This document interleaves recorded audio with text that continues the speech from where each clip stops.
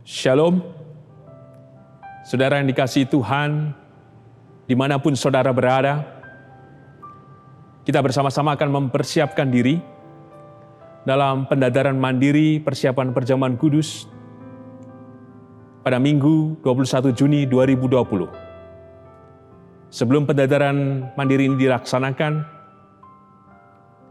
kita akan memasuki tahapan terlebih dahulu. Yang pertama, pendadaran dilakukan di tempat tinggal masing-masing keluarga.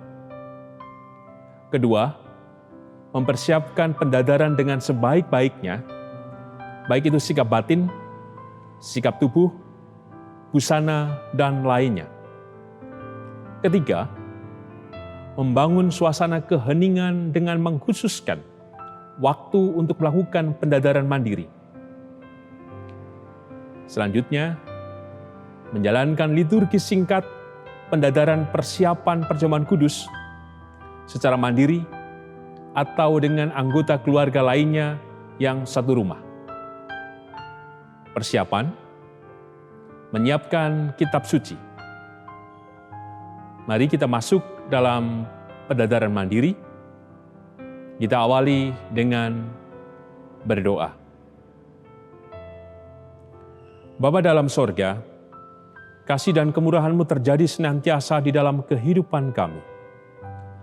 Engkau Tuhan mengisi penuh kami dengan berkat, kuasa, kemurahan, sukacita, dan kegembiraan. Pertolongan-Mu yang mengangkat tubuh jiwa roh kami, dan kasih-Mu lah yang memulihkan dan menyempurnakan kami dengan berkat-Mu, dengan kuasa dan mukjizat-Mu. Maka kebenaran-Mu yang telah kami terima itu Tuhan, jadi kebenaran ya dan amin. Persis juga kebenaran-Mu yang hendak kami renungkan bersama sebagai dasar kami melakukan pendadaran mandiri dalam rangka persiapan perjamuan kudus Minggu 21 Juni 2020. Berfirmanlah ya Tuhan, hadirlah dengan kuasa dan kasih-Mu. Mohon ampun atas setiap dosa dan pelanggaran kami. Di dalam Tuhan Yesus Sang Sumber Kehidupan, kami naikkan doa ini dengan percaya dan berserah. Amin.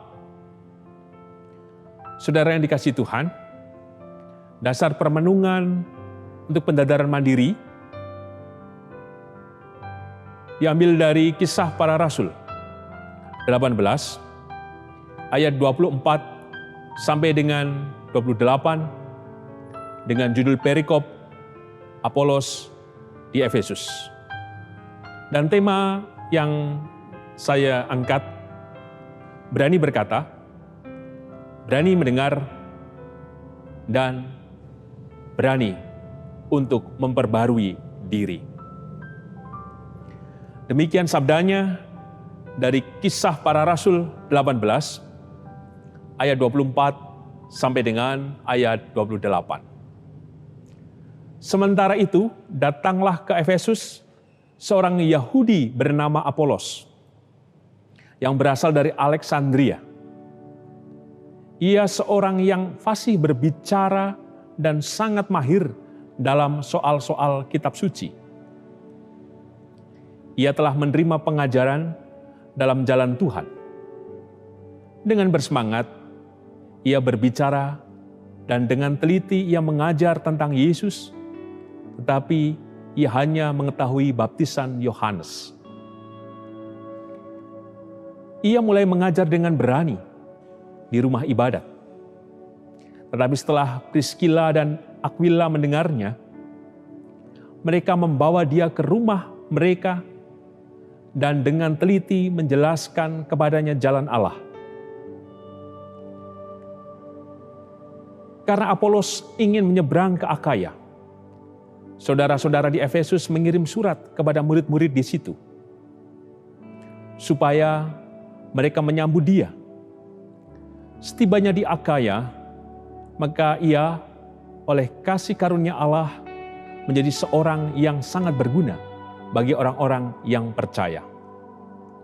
Sebab dengan tak jemu-jemunya, ia membantah orang-orang Yahudi di muka umum dan membuktikan dari kitab suci bahwa Yesus adalah Mesias.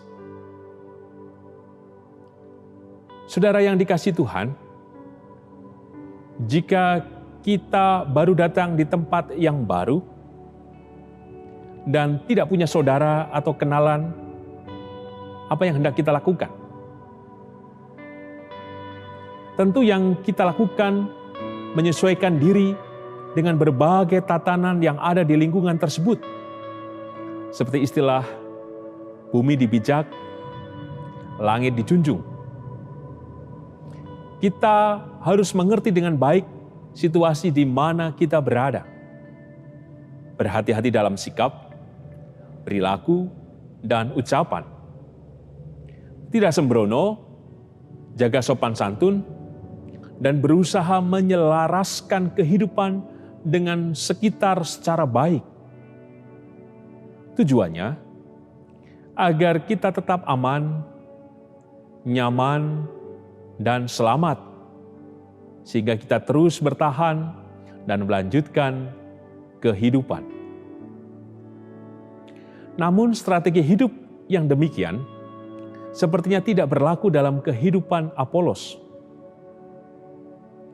Ia datang jauh-jauh dari Alexandria, Mesir, dan tiba di Efesus hanya untuk membawa misi dengan mengajarkan jalan Tuhan. Misi yang saya maksudkan adalah sebuah upaya meyakinkan orang-orang Efesus agar mengenal dan menjadi murid Kristus. Upaya ini tentu tidak gampang dan penuh resiko. Dan pasti Apolos pun sudah mempertimbangkan semua, termasuk resiko yang akan ia tanggung. Sekalipun demikian, Apolos tetap saja menjalankan misi seperti yang disebutkan di ayat 26. Ia mulai mengajar dengan berani di rumah ibadat. Keberaniannya berkata-kata untuk mengajar di rumah ibadah tentu bukan asal-asalan, tetapi dilandasi dengan kemampuan yang ada padanya. Ayat sebelumnya, yaitu ayat 24 sampai dengan 25, dijelaskan bahwa Apolos adalah orang yang fasih berbicara, sangat mahir dalam soal-soal kitab suci, telah menerima pengajaran dalam jalan Tuhan, bersemangat dan teliti dalam mengajar tentang Yesus. Kemampuan ini menunjukkan bahwa Apolos telah melewati sebuah proses yang tidak sekali jadi. Artinya ia menjalani semuanya secara sungguh-sungguh sampai mengenal dengan baik siapa itu Tuhan Yesus. Dan kemudian ia sampaikan kepada semua orang sebagai kabar baik tentang keselamatan yang darinya. Keberanian berkata-kata dari Apolos bukan berarti ia sudah sempurna. Jika membaca ayat 26, tetapi setelah Priskila dan Aquila mendengarnya, mereka membawa dia ke rumah mereka dan dengan teliti menjelaskan kepadanya jalan Allah. Aquila dan Priskila adalah sepasang suami istri yang menjadi murid Paulus. Mereka mempunyai pekerjaan sebagai tukang kemah sama seperti Paulus. Bisa kita lihat di Kisah Para Rasul 18 ayat yang ketiga. Perjumpaan dengan Paulus terjadi di Korintus. Dan sampai kemudian mereka mendampingi Paulus ke Efesus. Aquila dan Priskila tentu sudah mendapatkan pengajaran yang benar tentang Yesus adalah Mesias. Bisa kita bandingkan di Kisah Para Rasul 9 ayat 22 di mana Paulus memberitakan tentang Yesus adalah Mesias di Damsyik. Untuk itu, mereka merasa perlu menyampaikan hal yang kurang dari pengajaran Apolos. Teks yang kita baca tidak menunjukkan pertentangan di antara mereka. Hal ini bisa ditafsirkan bahwa Apolos menerima pengajaran tambahan dari Aquila dan Priskila. Bahkan kemudian, ia tidak ngambek. Malah yang terjadi, semakin berkobar untuk mewartakan Yesus adalah Mesias dalam misi berikutnya kepada orang-orang di Akaya. Inilah keberanian yang kedua dari Apolos, bahwa ia mau mendengar dan terus berproses serta tidak merasa diri telah sempurna. Pesan bagi kita bersama. Melalui perjamuan kudus, kita senantiasa mendapatkan pembaruan melalui kasih, kuasa, dan anugerahnya. Maka, jangan pernah kita merasa diri cukup, sudah sempurna, atau tidak mampu, dan lain sebagainya. Karenanya, kita harus terus punya greget atau keinginan kuat dan berani untuk mau diperbarui, sehingga semakin bertambah dalam kedewasaan iman yang ditunjukkan dalam kasih kepada Tuhan dan sesama. Sebagai penutup, kita sedang mempersiapkan diri untuk masuk dalam masa new normal. Dengan demikian, kita kiranya punya keberanian untuk menjalani pembaharuan dalam melakukan aktivitas keseharian. Keberanian yang didasarkan pada upaya-upaya untuk menaati dan juga mendengar semua aturan dan himbauan dari pemerintah. Dengan mendasarkan diri pada teladan Tuhan Yesus dalam keberanian mengorbankan tubuh dan darahnya untuk mengikuti kehendak Bapa. Dalam pengorbanannya ada kebangkitan akan kehidupan baru, seperti yang menjadi pengharapan kita bersama dalam situasi bencana COVID-19 saat ini. Sebagai pengujian diri dalam pendadaran mandiri persiapan perjamuan kudus ini, mari kita bersama-sama merayakan undangan Tuhan dengan terus mengingat dan merasakan kembali pengorbanan akan tubuh dan darahnya, dengan kita masing-masing mengujinya dengan dua pertanyaan berikut ini. Apakah kita mengakui bahwa kita dahulu berada dalam kondisi tidak selamat, tetapi oleh anugerah Allah kita diselamatkan melalui pengorbanan Tuhan Yesus Kristus? Yang kedua, apakah kita bersedia menyerahkan diri kepada Allah dengan bersungguh-sungguh menjalani hidup baru di dalam kuasa Roh Kudus sebagai ungkapan syukur atas anugerah keselamatan? Mari kita tutup di dalam doa. Bapa dalam sorga, kami mengucap syukur atas kasih dan kehendak-Mu yang jadi di dalam kehidupan kami. Kami dipersiapkan dalam pendadaran mandiri persiapan perjamuan kudus yang akan dilaksanakan pada Minggu 21 Juni 2020. Kami percaya Tuhan, Engkau sendiri yang mengundang. Maka Engkau yang menyiapkan itu dengan baik. Dan dalam persiapan yang kami lakukan, kuasa dan kasih-Mu bekerja. Supaya kami terus memiliki pengalaman-pengalaman baru bersama-Mu Tuhan.